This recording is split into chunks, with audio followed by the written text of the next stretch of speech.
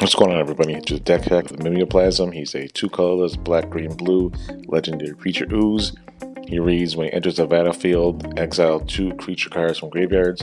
He ETBs as a copy one and ETBs with a number of 1/1 counters equal to the other creature's power. We're going to mutate for value. We're going to do commander damage with either via overrun or unblockable. He's getting stuff out the bin. You know how it does. Since the Mimeoplasm is getting things out the bin, he reminds me of that someone everyone knows who's always getting back with their ex. You know, who hasn't done it? Who hasn't wanted to ruin 6 months to 2 years of their lives by getting back with an ex? Because they always change, and you always change. You never argue about anything that you ever argued about before. So that's the Mimeoplasm. He's going through the dumpster of his life, and he's saying, hey, you know what? Let's do it again. So you get back with your ex, you gotta buy him some rocks, you know. They want a little bit of something to know that you're committed to the relationship. This rock package ain't too flashy though, it's sentimental. I got all the signets in the colors, I got the Soul Tie banner, Arcane Signet, and of course you gotta have Soul Ring. What girl or guy is not gonna want a fancy Soul Ring in your life? Everybody got them, but it's not your Soul Ring. It's the most printed Commander product ever, but you know, you need it. So you gotta have your little ramp. You need to get it faster into your little ooh la la. You guys just got back together.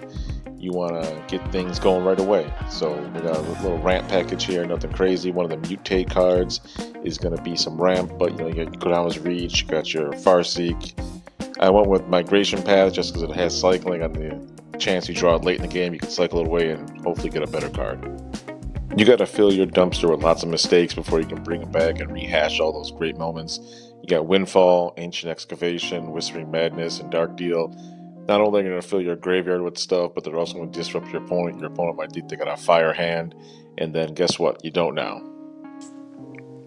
We're going to go dumpster diving again. We got Tygum, City's Hand, let you pick the best one and bin the other two. We got Buried Alive, which is ubiquitous in any graveyard deck, and then we got Soul Tie Ascendancy, which is going to let you manipulate the top of your deck to either bin them or keep them there to optimize your draws or binning. I kept most of the mutate cards in there from the pre-con. It's the new year, new me kind of attitude. Just adding stuff onto existing things. Yeah, they got a little bit of extra benefit, but it's the same thing, you know. It's like they're finally going to finish beautician school. They're finally going to learn how to do nails on the side. They're going to start making money, start contributing to this relationship like a normal civilized person. Everything's going great. Everything's going just fine. Your friends are all wrong. Your parents are mad at you. They're like, why are you with him? And you're just like, oh, he takes my brother to baseball practice. He picks me up from work. Oh, she laughs at my jokes. Whatever. Primordial Hydra is going to double up on counters and smash face. Ukima is going to be unblockable, and then when they leave the battlefield, they're going to do a lot of damage with those extra counters. Siege Behemoths let you sneak in, and then Casado and Thermocritus are going to be unblockable, and they're doing a lot of damage with those extra counters. So your friends are all mad at you. They're like, why are you even with them?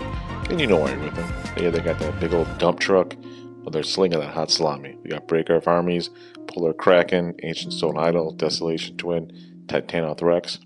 With other kind of intangibles like taking your brother to the movies and buying him ice cream, they're going to also enter with these massive amounts of 1/1 counters.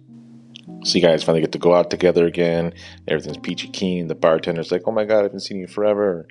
So here's some of the fun interactions with the deck. We got Pathbreaker Ibex and Siege Behemoth. He's going to make all your creatures huge and deal damage as if they weren't blocked. We got Thermocritus and Desolation Twin.